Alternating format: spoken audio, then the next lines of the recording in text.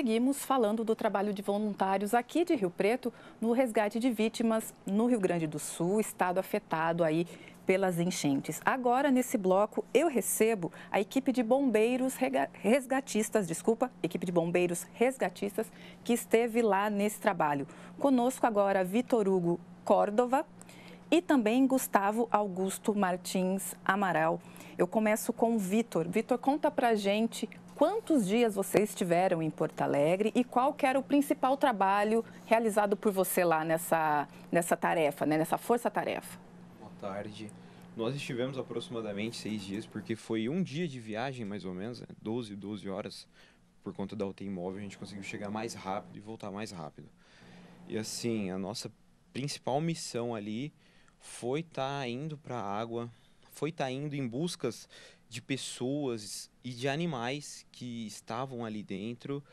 E por incrível que pareça, a gente conseguiu resgatar aproximadamente cerca de 100 pessoas, entre pessoas e animais, contando em famílias, em pessoas que no início não queriam deixar os seus lares e depois viram que não tinha condições.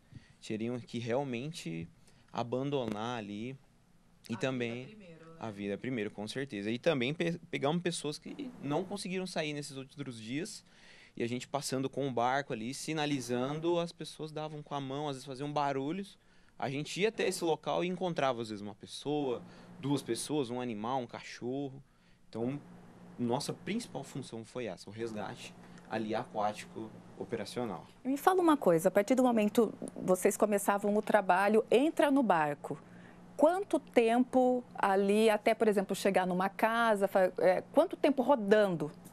Olha, aproximadamente, assim, entrou no barco, aproximadamente 10 minutos a gente já chegava nas áreas mais afetadas. E assim, ao chegar lá, a gente já começava o trabalho de busca. Gritava bombeiro, gritava socorrista, quem precisa de ajuda, com apito também, bem alto, sinalizando. Tinha outro guerreiro que estava na embarcação, que fazia barulho para tentar chamar animais. Para eles, porque assim, você fica cachorro, chama lá o cachorro, manda beijo, fala tio, eles latem.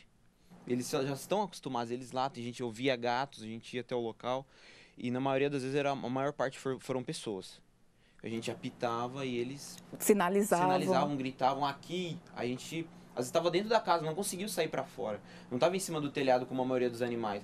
A gente tinha que identificar essa casa, chegar nessa casa e conseguir remover essa pessoa. E essa casa já com água num nível muito elevado. Assim, vamos falar que uma casa de 5 metros de altura, ela tinha 4,5 metros de água. Então a pessoa estava em cima de algum móvel que boiou e estava ali pedindo socorro. A gente tem algumas imagens aí de resgate, a gente está até exibindo. Eu gostaria que você, Gustavo, falasse qual que era a principal dificuldade, por exemplo, chegava ali numa casa, qual que era a principal dificuldade desse resgate? Ou às vezes, por exemplo, algum tipo da idade das pessoas dessa casa, um idoso, uma criança? Quais que eram as principais dificuldades, os casos mais complexos nesse trabalho do resgate? Bom, primeiramente eu gostaria de agradecer a oportunidade de estar aqui falando com vocês, né? A maior dificuldade era em si o transporte. O transporte sempre é o mais difícil, porque a gente transportava através do rio Guaíba, né? Que era um pequeno riacho e se tornou um grande rio agora, né? Porque ele aumentou drasticamente. E a maior dificuldade era o deslocamento, porque ventava muito. E a gente pegava vento contra a correnteza. E aí o barco balançava muito, né? Inclusive teve casos aí de pessoas que estavam lá realizando o socorro e perderam o barco, né? Tiveram que ser socorridos também. A primeira dificuldade, a maior, foi essa. E a segunda eram as pessoas que não queriam abandonar seus lares, né? As pessoas estavam muito apegadas, né, à sua casa, ao seu apartamento, e eles não queriam sair dali até que não tivesse outra alternativa. Como o Vitor falou aqui, né, muitas pessoas estavam já praticamente submersas na água ali, né, e aí entrava no quadro de hipotermia por ficar muito tempo exposta à água, né, e à temperatura baixa. E essa foi a outra grande dificuldade que a gente enfrentou, né? Convencer essas pessoas a saírem das suas casas, né, para poder ir para um lugar seguro, um abrigo, ou a triagem do posto médico, do gasômetro, né? Gustavo, você comentou antes da gente iniciar aqui a entrevista no ar que você atuou no SOS Bahia em 2021. Conta pra gente o que foi essa atuação lá e no que ela difere do trabalho que você realizou agora em Porto Alegre. Afirmativo. Então, no SOS Bahia, que teve em 2021, que foi um evento também parecido, mas bem diferente ao mesmo tempo, foi uma enchente também que teve no estado da Bahia, né, que afetou várias cidades. E lá no SOS Bahia, o que a gente fazia? A minha equipe, né, no caso de bombeiro também, a gente ajudava no embarque e desembarque, né, tanto de alimentos quanto de pessoas, né. A gente ficou mais, né, concentrado nessa parte de logística. Já nessa missão do SOS Rio Grande do Sul, foi uma atuação um pouco mais direta, um pouco mais operacional, porque a gente efetuou ali resgates, né, remoções com os barcos e botes, né, com o auxílio dos voluntários que estavam lá presentes, né, e também a gente teve a oportunidade de visitar abrigos, né, no domingo, a correnteza estava quase praticamente impossível de navegar, porque a gente estava até usando esse termo, né, navegação. Estava quase impossível. Então a gente teve que visitar abrigos, né, para levar medicação e fazer os atendimentos ali, junto com o 6º membro da nossa equipe, que é o doutor Luiz Eduardo, que ele é lá de Presidente Prudente, inclusive. Quero agradecer o doutor que esteve com a gente, né? Levou bastante medicação e a gente foi nos abrigos distribuir, né, e teve aquele outro contato, né, a outra face do que está acontecendo, né, naquele estado, que a gente viu ali abrigos com 7, 8 mil pessoas, superlotações, e a gente pôde também ajudar naquela parte ali, né, de levar um pouco de conforto, de medicação e de doações, que a gente deslocou com uma ambulância que levou aproximadamente 1 tonelada de doações, entre água, fralda, roupa e alimentos também. Nossa, então vocês acabam fazendo um pouco de tudo, né? Na impossibilidade da navegação ali no caso, ajuda de outra forma. Vitor, eu queria que você comentasse para a gente como é que funciona a hierarquia num caso como esse. Vocês são uma equipe aqui de Rio Preto, chegaram lá, encontraram profissionais do Brasil todo. A quem que vocês se reportam? Quem que divide as tarefas? Quem que determina quem vai fazer o quê? Então, ao chegar no local, a gente entrou em contato ali com o Ministério da Saúde daquela localização. Fomos com a UTI móvel e ali a gente já pegou diversas informações, nos apresentamos, dissemos, estamos com enfermeiros, socorristas e bombeiros e o médico. Perfeito, eles já passaram as orientações, a gente já fez uma união com o SAMU local para a UTI, que nos pediram para a gente acompanhar se fôssemos até o gasômetro. Ao chegar lá, eu e o outro guerreiro, a gente se apresentou, viemos como bombeiros resgatistas, temos equipamento e temos um treinamento. Daí foi de imediato. As pessoas, é de vocês que a gente precisa no nosso barco. Aí tinha o barqueiro local, sim, que foi excelente. Essa região. Assim, ajudou demais as pessoas do local, porque às vezes não adianta eu colocar o nome da rua, porque o mapa que a gente estava usando era um mapa de plástico, um mapa. Então, mapa físico, eu digo, né? Mapa físico, porque não tinha internet. E assim, não tinha também disponibilidade de a gente levar o nosso celular lá, deixa eu ver a rua tal. Como? Se quando a gente passava com as embarcações, a gente tinha que abaixar a cabeça para não pegar no fio do poste. Então não tinha como a gente saber. Mas os barqueiros locais tinham sim esse conhecimento. E por nome, por gíria, a casinha tal, a arvrona. Tal. Então, perto da arvrona tem uma casa com uma família. Chegasse para mim ou para algum barqueiro que não é do local, ele vai falar, não faça a mínima ideia onde é. Então a gente se apresentou, mais do que instantemente, já nos recrutaram para a embarcação, falou, a gente precisa de vocês. E foi aí que a gente partiu. E a hierarquia funcionava exatamente dessa forma. Você chegava e se apresentava, eu tenho conhecimento em tal área.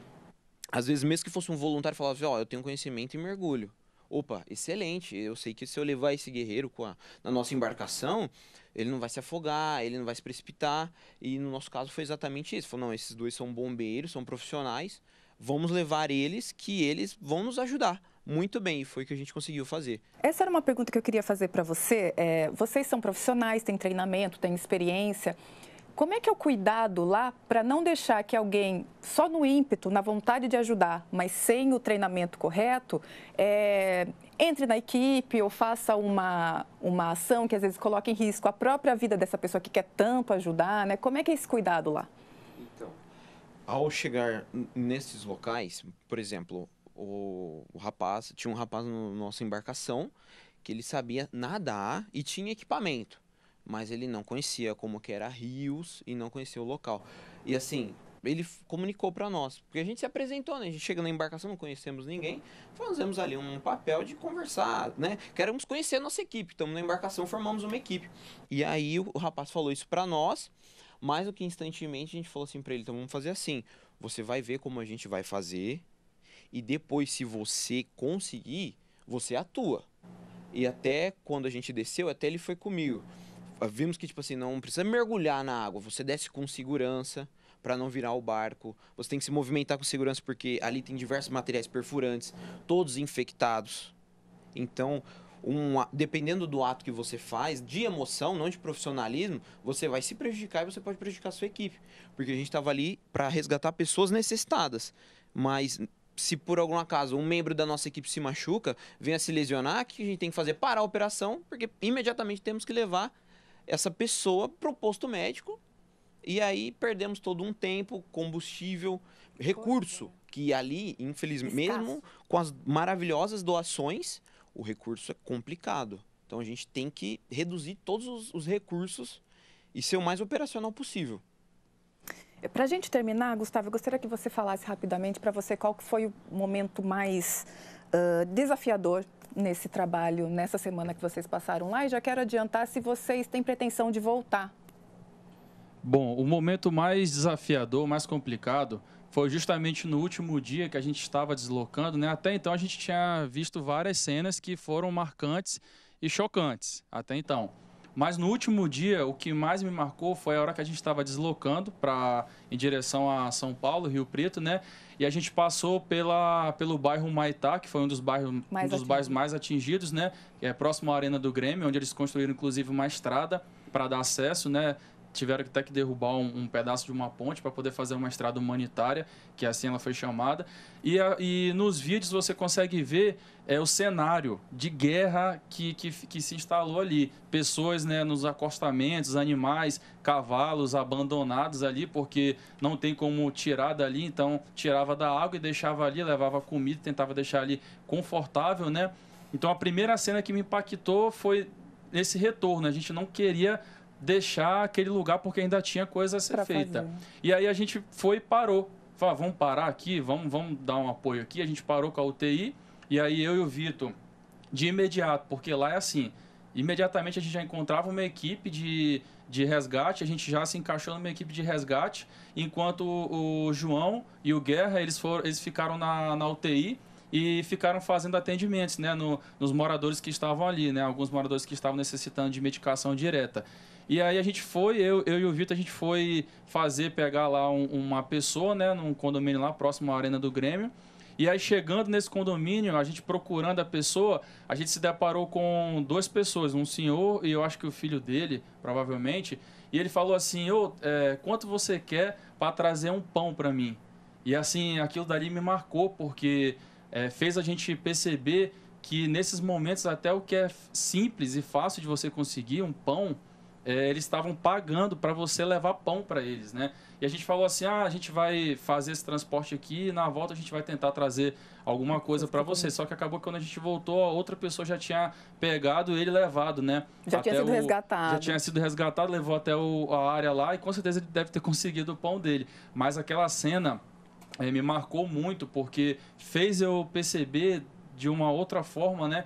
Que nesses momentos o básico é aquilo lá que mais importante, né? Que ele queria só um pão. Ele falou, quanto você quer para trazer um pão para mim? E foi uma outra cena que me marcou bastante. E aí a gente acabou ficando mais um dia para prestar mais apoio, que foi quando a gente foi para Canoas, né? No Matias Velho. A gente teve a oportunidade de visitar lá o Canil, que é onde eles estão abrigando os animais, né? O maior abrigo de animais do Rio Grande do Sul está sendo lá, no Matias Velho.